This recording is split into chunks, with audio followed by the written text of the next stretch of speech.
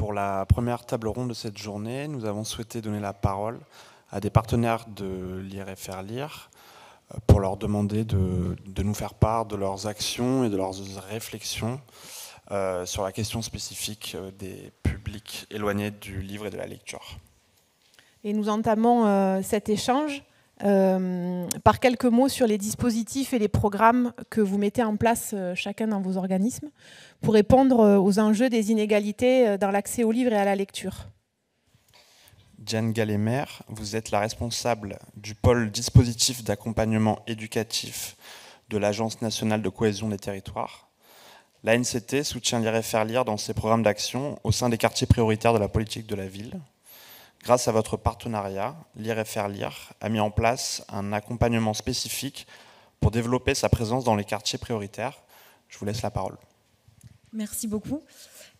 Oui, effectivement, aujourd'hui, je viens vous parler des programmes de l'agence. Je vous parlerai bien des histoires que me lisait ma maman quand j'étais petite, parce qu'en plus, elle est dans la salle. Mais je me suis engagée donc auprès de Cécile pour vous présenter donc comment nous, donc à l'Agence nationale de la cohésion des territoires, on déploie des politiques publiques à destination en fait des élèves des quartiers prioritaires de la ville. Donc l'ANCT, c'est une agence d'État qui est rattachée au ministère de la cohésion des territoires et qui donc, ça a été dit plusieurs fois ce matin, à des publics prioritaires, notamment dans les quartiers et en ruralité. Nous, on a vocation, pour le ministère de la cohésion des territoires, à s'assurer que chacun puisse, autant que faire se peut, bénéficier des mêmes chances. Et donc pour cela, on a aussi des observatoires et des services de prospective sur lesquels on s'appuie. Je voulais citer l'ONPV. On a beaucoup d'acronymes quand on travaille pour l'État. L'ONPV, c'est tout simplement l'Observatoire national des politiques de la ville. On s'y perd nous-mêmes, mais c'est un observatoire qui est très intéressant et chaque année qui publie des rapports réactualisés. Qui d'année en année montre que les jeunes des quartiers prioritaires de la ville ont moins accès à l'enseignement supérieur, rencontrent plus de difficultés dans leur parcours scolaire. On a des sujets de déterminisme, des sujets de frein. Et donc, on essaie de se baser sur ces constats, sur ces chiffres. Ces rapports sont publiés en ligne, donc vous pouvez les consulter. Ils sont très précis, très détaillés. Je ne vais pas vous les détailler aujourd'hui, mais bon, c'est toujours intéressant de se reposer sur ces travaux-là. On travaille donc en lien avec nous d'autres ministères, puisqu'on a des partenariats, par exemple avec le ministère de l'Éducation nationale, vous vous en doutez, mais aussi la santé, la cohésion sociale, et on travaille aussi par exemple avec le ministère de la Culture, la fonction publique, ça c'est plus sur nos programmes d'orientation. Et on est aussi attentif à tout ce qui se fait, les démarches qui se font un petit peu au fil de l'eau. Là, actuellement, il y en a une qu'on suit avec attention et je pense qu'il vous concerne aussi. C'est les 1000 jours, le programme des 1000 premiers jours. C'est un comité interministériel qui propose en fait aux politiques publiques de se pencher sur les très très jeunes publics entre 0 et 3 ans, notamment parce qu'effectivement, et ça je pense qu'on en reparlera, mais c'est une des forces de l'association, c'est de prendre ces thématiques très très vite, parce qu'on voit après qu'on a aussi des programmes qui s'adressent aux collégiens. Je dis pas que c'est trop tard, faut toujours garder espoir et c'est jamais trop tard, mais c'est vrai qu'effectivement, je pense que plus on va, par exemple, donner accès à la lecture tôt, et mieux ce sera pour les enfants. Je crois que ça a été observé aussi. Donc assez rapidement, dans mon programme, on suit des politiques publiques. Alors je ne sais pas si ça vous parle, peut-être, par exemple, le programme de réussite éducative. Donc ça, c'est des programmes qui sont coportés avec les collectivités territoriales. Et c'est un dispositif qu'on affectionne particulièrement parce que déjà, il est chez nous à la politique de la ville, on le porte en propre depuis 2005. Et c'est vraiment un programme sur mesure qui se base sur les besoins de l'enfant. En fait, on part de l'enfant et autour de l'enfant, des difficultés qu'il rencontre, on va créer tout un réseau d'acteurs autour de lui et trouver des solutions ensemble au niveau local. Donc, est-ce que cet enfant a besoin de lire, de partir en congé, de faire du sport, de s'aérer, donc de voir un orthophoniste. Donc ça, c'est le programme de réussite éducative. Je pense qu'on est partenaires ensemble là-dessus. Et après, on a d'autres programmes tels que les cordées de la réussite. Ça, c'est plus tard, c'est à partir du collège. C'est comment on travaille avec les étudiants du supérieur pour donner envie aux collégiens de sortir de leur quartier. Alors, c'est pas de l'accompagnement scolaire, c'est comment on va monter des projets pour les faire sortir de leur quartier et puis avoir envie d'aller à la découverte d'environnements culturels. Voilà, il y a plein d'idées, plein d'initiatives, je vous les détaille pas. On est copartenaire du CLAS aussi. Et puis, alors notre politique publique la plus récente, c'est plutôt une démarche de gouvernance, puisqu'on s'est dit on va essayer de faciliter le dialogue entre l'État déconcentré, parce qu'effectivement, nous, ce sont les préfectures qui portent nos politiques publiques dans les départements, et l'éducation nationale et les collectivités territoriales. Et on a lancé ce qui s'appelle les cités éducatives. Donc ça, c'est des politiques publiques, c'est un mode de gouvernance et elles se tiennent, il y en a 200 et ça se tient à l'échelle des quartiers. Voilà, c'est des quartiers très très prioritaires qui ont été ciblés pour cette deuxième vague qui a été inaugurée en janvier dernier. Voilà, moi je pense que je vais peut-être pas être plus long sur cette première question et qu'on reviendra après sur le travail qu'on fait avec vous, c'est ça ? Merci beaucoup, Diane. Merci. Et effectivement, il y a des mots ou des acronymes que vous avez cités qu'on connaît bien pour essayer d'être présent dans les PRE ou dans les cités éducatives avec votre soutien. Mathieu Bardon, vous êtes le responsable du pôle vous êtes le directeur de l'engagement citoyen du groupe ADP. Et aujourd'hui, vous représentez la fondation ADP avec qui Lire et faire lire est partenaire depuis de nombreuses années. Vous nous soutenez sur la question de la formation des bénévoles, mais aussi sur le développement de Lire et faire lire en quartier prioritaire. C'est grâce à vous et à votre soutien financier qu'on a réalisé 2 guides de lecture qui sont bien connus du réseau Lire et faire lire, le dernier ayant été diffusé dans le réseau en novembre dernier. Je vous laisse la parole. Merci. Ça fonctionne. Bonjour à tous et à tous.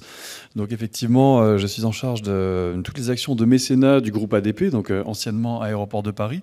Et aujourd'hui, c'est au titre de la fondation d'entreprise que j'ai le plaisir d'être devant vous. Alors, c'est une fondation d'entreprise qui est assez récente finalement, parce qu'elle date de 2015. Où en fait, à ce moment-là, on a décidé de vraiment se poser, prendre le temps de réfléchir à la manière dont on pouvait le plus contribuer à l'essor des territoires sur lesquels nous sommes implantés, qui sont pour certains les plus jeunes et les plus pauvres de France. Donc on s'est posé cette question-là en se disant voilà, comment on peut avoir un impact positif sur les territoires. Et ça a paru comme une évidence que l'éducation était un sujet absolument essentiel, un sujet de long terme. Donc c'est sûr qu'on en parlait tout à l'heure, c'était évoqué la question entre guillemets, du retour sur investissement, parce qu'on est quand même dans le monde de l'entreprise. Donc il faut aller nous-mêmes de notre côté nous défendre pour obtenir des budgets. Et là, on part sur de l'éducation, notamment sur les tout-petits, puisqu'effectivement, on a tout à fait conscience que l'arrivée au CP doit se faire avec un certain nombre de mots au vocabulaire, et que déjà, les inégalités sont extrêmement fortes, et que plus on va les prendre tôt, plus on va agir tôt, plus on va avoir des chances de les résorber. Donc c'est la raison pour laquelle on a essayé de chercher différents outils par lesquels on allait pouvoir accompagner ces jeunes, voire ces tout petits. Et dès 2015, Lire et faire lire a été un partenaire qui nous est apparu comme une évidence, pour plein de raisons, et notamment parce que la lecture est un outil naturel, alors ça semble un peu bête dit comme ça, mais de prévention et de lutte contre l'illettrisme et le décrochage scolaire qui constituent notre mission. Alors il y a la lecture, mais il y a aussi d'autres choses. Il peut y avoir la médiation culturelle, il peut y avoir le sport, il peut y avoir la pratique musicale. Et donc on a eu une approche assez empirique, mais effectivement la lecture nous paraissait absolument indispensable. Et quand on dit lecture, moi je dirais l'accès au livre. Et l'accès au livre, ça recouvre 2 dimensions. La première, ça va être vraiment au sens premier du terme, l'accès physique au livre. Donc ça va être la mise à disposition de bibliothèques, en France et à travers le monde, puisque comme nous sommes un groupe international, notre fondation s'autorise à aller prêter main forte à ce qu'on appelle nos assets, c'est-à-dire les aéroports que l'on contrôle en tout ou partie dans le monde, pour aller justement les accompagner quand ils n'ont pas les ressources ou le savoir-faire pour développer des programmes de philanthropie. Et donc, je pense à des partenaires tels que Bibliothèques sans frontières ou encore Biblionef, qui constituent des bibliothèques qui mettent, bien sûr gratuitement, à disposition des populations. Et puis, ça, c'est vraiment l'accès physique, mais il y a également l'accès, j'allais dire, l'appropriation du livre. Et c'est là où vraiment lire et faire lire entre en jeu. C'est-à-dire qu'il ne suffit pas d'avoir un livre posé sur la table devant soi. Il y a toute une action qui était tout à fait saluée de médiation. Voilà, moi, ça me rappelle un peu mes cours de droit des affaires il y a très longtemps, où je me rappelle que l'interprète est considéré comme un auteur tellement il s'approprie en fait l'œuvre. Et en fait, c'est ce que vous faites toutes et tous, c'est-à-dire mettre le livre à la portée des jeunes, ou moins jeunes d'ailleurs, et favoriser cette découverte. On a d'autres partenaires qui s'articulent parfaitement avec vous. Je pense par exemple à Mille et un mots, qui agit aussi auprès des tout-petits. Et là, on parle vraiment, dès la maternité, d'éveiller les parents à l'importance de lire à leurs enfants. Et c'est vrai que quand on voit un petit peu les enquêtes de terrain qui sont menées, c'est parfois assez effrayant de voir des parents qui vraiment, très sincèrement, ne pensaient pas que prendre le temps de lire ou même feuilleter un livre avec leur enfant était utile avant que l'enfant sache parler. Voilà, on en est là quand même. Et donc c'est là où certains partenaires vont pouvoir faire prendre conscience aux parents de cette importance et ça va fonctionner. Et parfois, il y a besoin de quelqu'un d'extérieur qui va venir provoquer ce déclic. Et pour chaque enfant auprès de qui vous accordez du temps, les bénévoles accordent de leur temps, pour chaque déclic que vous produisez, je pense que c'est vraiment un changement sur la vie de ces jeunes personnes. Donc, voilà pourquoi c'est pour nous une évidence que de soutenir vos actions et je vous remercie sincèrement et vous félicite pour le travail que vous faites toutes et tous.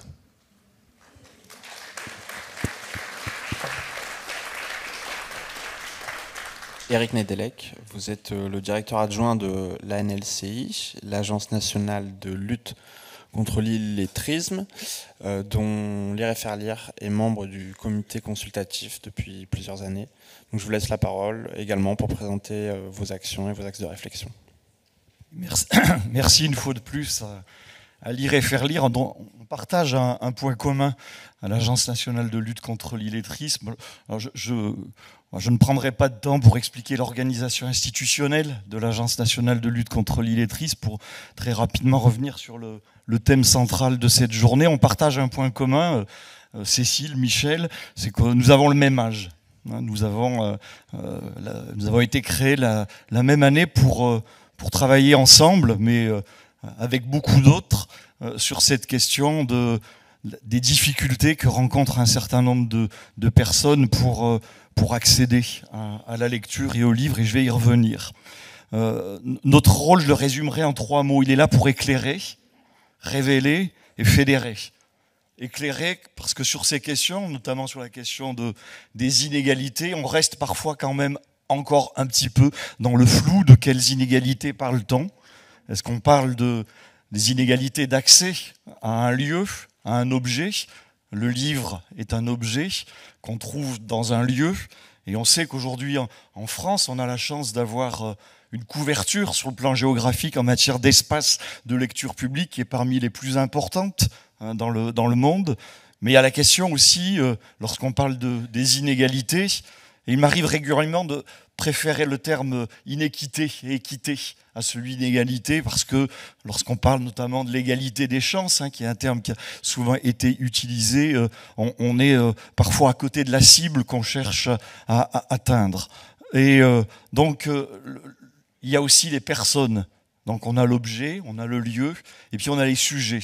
On a les personnes qui n'ont pas accès parfois à ces lieux, non pas parce qu'ils n'existent pas justement, mais parce que d'une part ils ne maîtrisent pas cet outil dont on a beaucoup parlé aujourd'hui, cet outil fondamental qui est la lecture, qui s'apprend dans tout un processus, qui ne commence pas d'ailleurs, c'est important de le rappeler, ici, vous le savez, vous, bénévoles Lire et Faire Lire, qui intervenez très tôt avec des tout petits, que cette entrée dans la culture de l'écrit, elle commence dès le berceau. Un psycholinguiste dit toujours que la première littérature, c'est le babillage au-dessus du berceau du bébé, quand papa et maman babillent au-dessus du berceau. On sait que cet accompagnement-là, il commence très tôt, mais on sait aussi, puisque voilà, dans les premières interventions qu'on a pu entendre, on a beaucoup évoqué les parents, les familles. On sait aussi qu'un certain nombre et je vous remercie d'avoir mis en annexe du dossier et puis d'avoir évoqué, Michel, dès ton intervention d'ouverture, les chiffres de l'illettrisme. Alors qui certes sont un peu ancien puisqu'il date de 2012, mais on a aujourd'hui dans notre pays 2 500 000 personnes de 18 à 65 ans qui sont en grande difficulté, c'est-à-dire qui ne sont pas autonomes dans des situations courantes de la vie quotidienne. Et dans ces situations courantes de la vie quotidienne, il y a cette situation du papa et de la maman qui est confronté à l'écrit, qui passe par le cartable de l'enfant, qui arrive d'un seul coup à la maison. Donc nous, notre rôle, il est là pour éveiller, révéler, faire en sorte qu'on ait les idées claires sur les chiffres, où est-ce qu'il faut arroser. Parce que quand on parle d'inégalité, quelquefois on oublie des territoires. Je sais pas si elle est arrivée parce que le projecteur est un peu violent, mais je sais qu'on a des représentants ici de l'Agence nationale de lutte contre l'illettrisme qui interviennent dans les territoires, dans les régions, dans les DROM, et on sait que sur ces territoires-là, on est presque bien au-delà de la question des inégalités, on est bien sur la question de la différence, de l'inéquité qui est celle des politiques publiques qui ne sont peut-être pas suffisamment encore efficaces sur ces territoires-là. Et ce qui est important aujourd'hui pour nous, c'était le troisième terme que j'ai utilisé et sur lequel on reviendra peut-être dans la deuxième partie, c'est on est là pour fédérer. Donc le rôle d'une agence nationale de lutte contre l'illettrisme, groupement d'intérêt public, dont la NCT est membre du conseil d'administration, qui travaille avec un énorme réseau de partenaires, l'UNAF évidemment, la Ligue de l'enseignement, qui sont les deux co-porteurs, c'est de faire en sorte que sur cette question-là, chacun, à la place qui est la sienne, puisse apporter sa petite contribution pour que cette entrée dans la culture de l'écrit facilite justement l'accès à ces lieux qui sont nombreux, mais moi, il m'arrive souvent de dire c'est pas parce qu'on ouvre un restaurant que ce restaurant affiche complet dès le lendemain. Donc il faut se poser cette question lorsqu'on parle de lutter contre les inégalités, de faciliter l'accès, de choses qui sont parfois aussi simples que ce que nous disent ces personnes qui sont en situation d'illettrisme, c'est comment je fais pour savoir que ça existe, et quand je sais que ça existe, comment je fais pour entrer.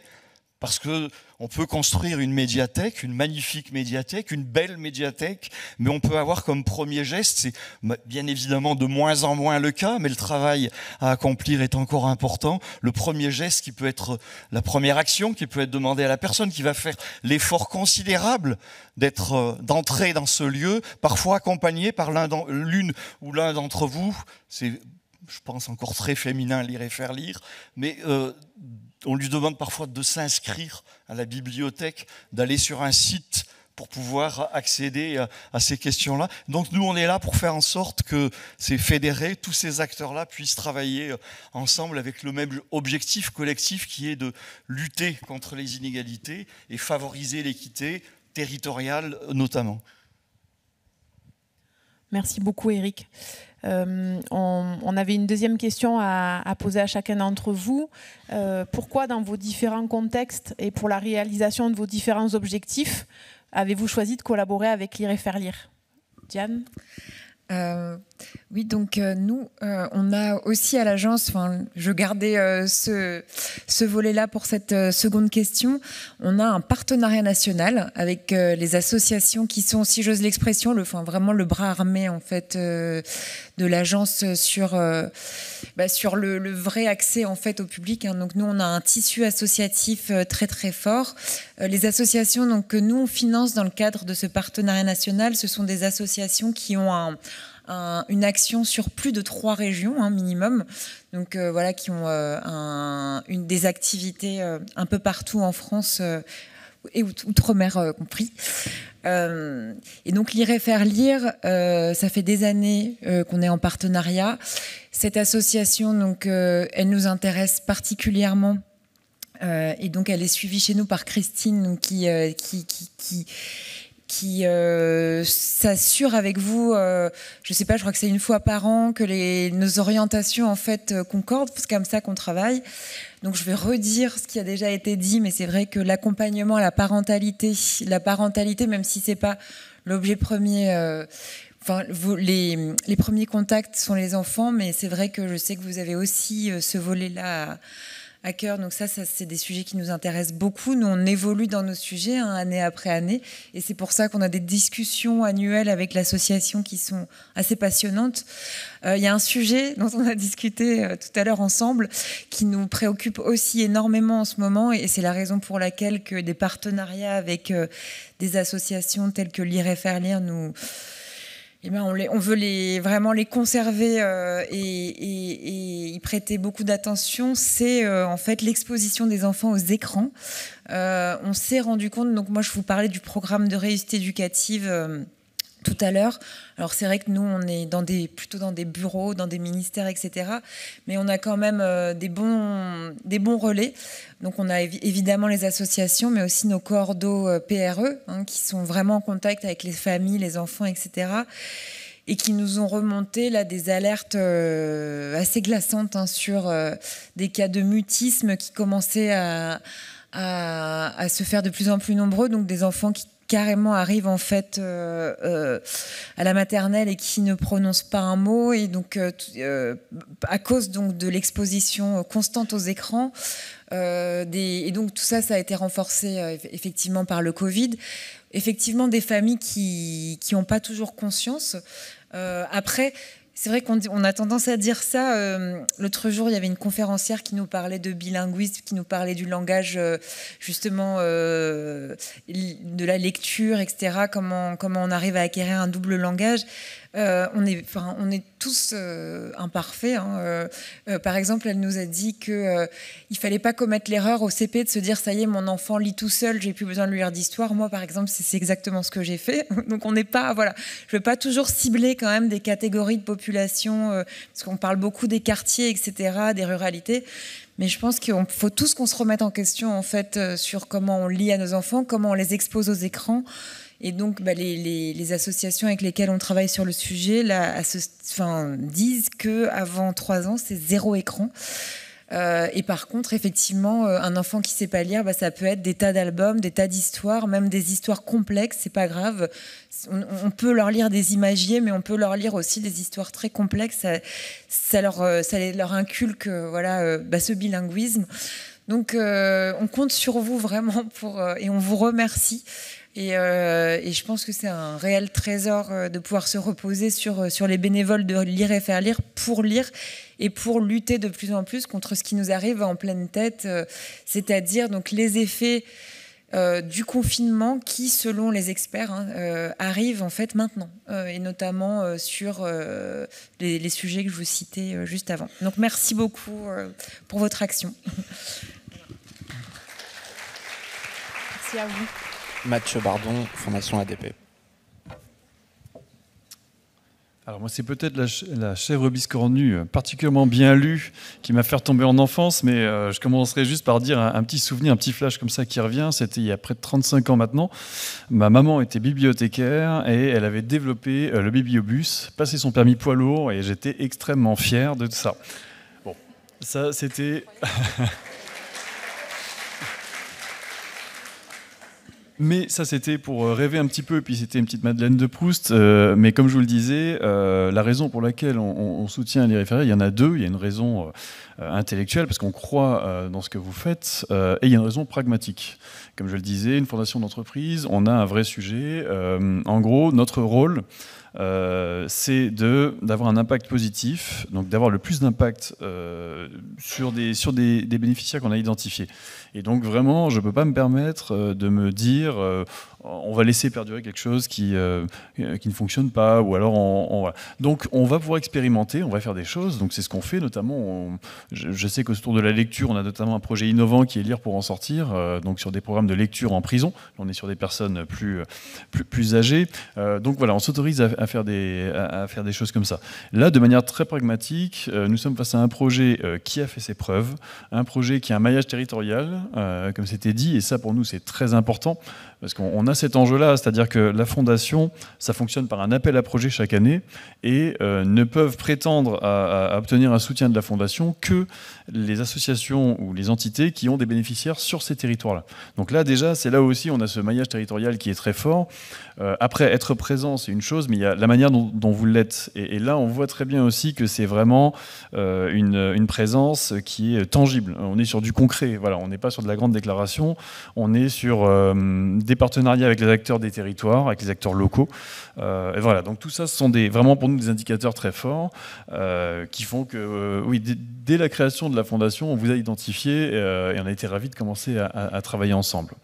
Un autre aspect qui nous a aussi beaucoup intéressé, et d'ailleurs c'est aussi une des actions que l'on a soutenues, c'est le professionnalisme de votre action de médiation. C'est-à-dire qu'on peut rencontrer un écueil des fois quand on va faire une action d'intérêt général, c'est de se dire quoi que je fasse, c'est mieux que rien, je vais y aller comme je suis, je vais le faire comme ça, et puis ça va très bien se passer.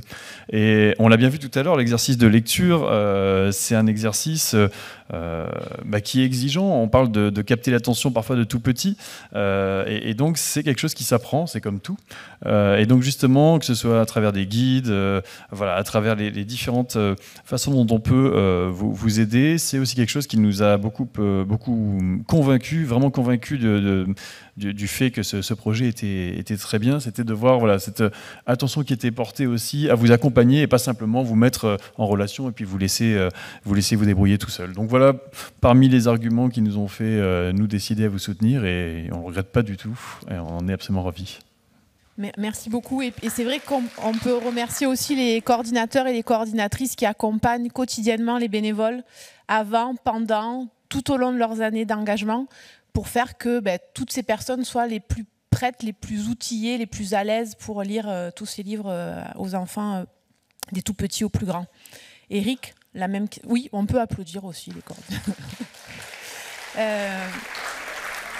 Eric, même question pour toi. Alors nous ne sommes pas des financeurs, donc on n'a pas la possibilité, du fait de notre positionnement institutionnel, de financer des opérateurs, sauf à travers quelques exceptions très particulières. C'est le cas actuellement à travers un projet important pour lequel nous avons reçu un soutien du Fonds d'expérimentation jeunesse et qui va démarrer. Je regarde ma collègue Christelle Bianchi de Mayotte, en fait, qui s'appelle Famille Lire. Il va s'agir de proposer à de jeunes mamans, de très jeunes mamans, parfois de se familiariser, de renouer avec la culture de l'écrit à travers un programme qu'on va expérimenter pendant 3 ans. Donc nous ne sommes pas des financeurs, mais parfois nous sommes des facilitateurs, des passeurs. Et j'ai en mémoire, parce que j'ai une longue expérience maintenant à l'agence, qui va dans quelques semaines se terminer.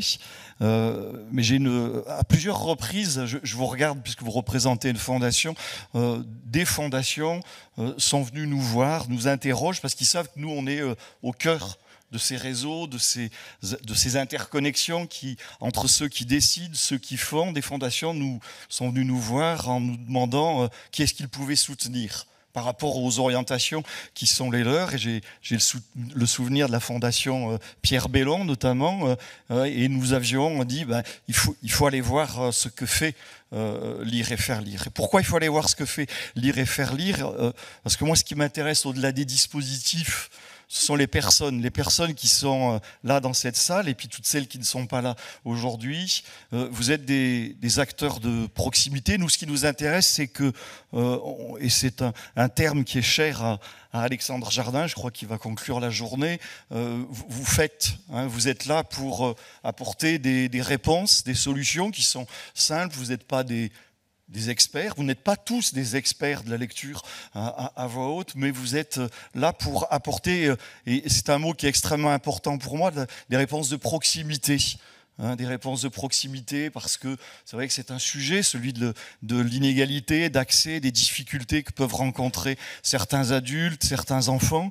On pense surtout au territoire urbain, aux zones urbaines sensibles, mais on oublie parfois un peu trop rapidement ces petits territoires enclavés où l'offre de services n'est pas aussi importante, et l'action que peuvent avoir certains de vos bénévoles dans ces territoires est extrêmement importante. Et c'est là où je reviens sur le terme que je préfère, qui est celui de l'équité, parce que à travers cette petite activité, c'est pas péjoratif quand je dis cette petite activité, mais c'est une activité qui va apporter un peu plus à ceux qui n'ont pas beaucoup, voire qui n'ont rien en termes de capital culturel, parce que le livre n'est pas, pour des raisons économiques, pour des raisons qui sont toutes celles qu'on a évoquées, présent à la maison. Donc je m'étais noté pourquoi ce partenariat avec Lire et Faire Lire. Je disais mais on n'a pas le choix, parce que si on commençait, nous, Agence nationale de lutte contre l'illettrisme, à trier sur des considérations qui seraient totalement inconvenantes quand il s'agit d'apporter des solutions. Je dirais, on n'a pas le choix quand on sait, j'ai plus le chiffre en tête, 6 000, 7 000 bénévoles, c'est ça Plus 16 000, je suis désolé. 16 000 bénévoles, c'est 16 000 solutions qui sont apportées, 16 000 réponses. Donc c'est important donc, que vous continuiez ce travail. Et puis je voulais ajouter aussi un point qui pour moi est important, c'est que on a eu 2 interventions en début de matinée, la Ligue de l'enseignement et l'UNA. Vous incarnez aussi ce que nous on défend. Sur ces questions, c'est des questions où il s'agit de lutter contre les inégalités, de travailler sur les questions éducatives. Vous avez fait le choix, à un moment donné, d'être porté par 2 organisations, 2 confédérations importantes, qui sont très différentes les unes des autres, mais qui travaillent ensemble. Et on le voit bien, on l'a vu ce matin. Et ça, pour nous, c'est extrêmement important, parce que c'est ce qui est notre fil rouge. C'est la façon qu'on a, nous, de travailler. Et je terminerai aussi en disant que le travail que vous faites est un travail qui est on est dans l'amélioration continue.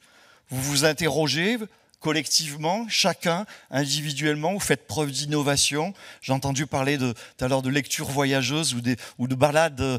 Voilà, je sais qu'il y a des randonnées de lecture. Voilà, on sait qu'aussi vous êtes pour nous important. Je vais vous dire parce que on est une agence, on peut le dire rapidement, gouvernementale, et nous, on sera évalué sur l'efficacité de nos actions lorsqu'il s'agira de début 2024. On va avoir de nouveaux chiffres qui vont sortir sur le taux d'illettrisme dans notre pays. Et nous, on va le ministère du Travail, notamment, qui est notre principal contributeur, va nous poser des questions sur l'efficacité de notre action. Alors c'est vrai qu'on pourrait considérer, et notre efficacité va être mesurée au nombre d'adultes qui sont encore en situation d'illettrisme. Alors là, vous pourriez dire, mais nous, on n'est pas concernés, puisqu'on intervient plutôt avec les petits, les tout petits. Et je vous dis non, le défi là, que nous avons ensemble et que vous avez déjà relevé sur cette question-là, il est extrêmement important, parce que les enfants auprès desquels vous lisez sont des enfants qui ont, sauf preuve du contraire, tous des parents.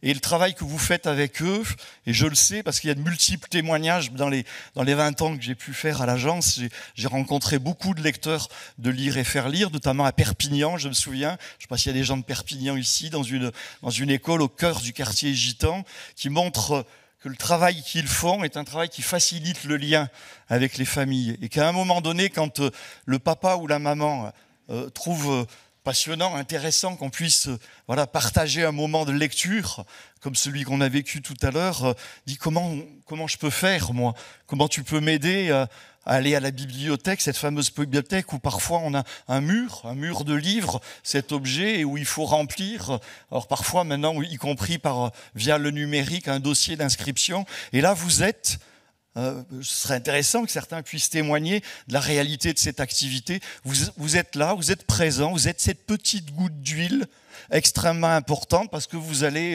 je prends cette métaphore, prendre la personne par la main et les aider à entrer dans ces lieux qui sont particulièrement inaccessibles. Donc le rôle qui est le vôtre et le défi qu'on relève ensemble, vous avez toute votre place et j'insiste vraiment là-dessus. Et je vous remercie. Merci beaucoup, Eric. Merci à vous trois pour votre présence aujourd'hui, pour ces regards croisés. C'est en dialoguant ainsi qu'on arrive aussi à mieux comprendre ce que les partenaires attendent de lire et faire lire et comment on peut mieux travailler ensemble. Parce que je pense que tout le monde dans la salle est convaincu qu'on est plus efficace quand on est ensemble et quand on met nos efforts en commun. Merci pour votre soutien depuis de nombreuses années et on l'espère pour de nombreuses années encore.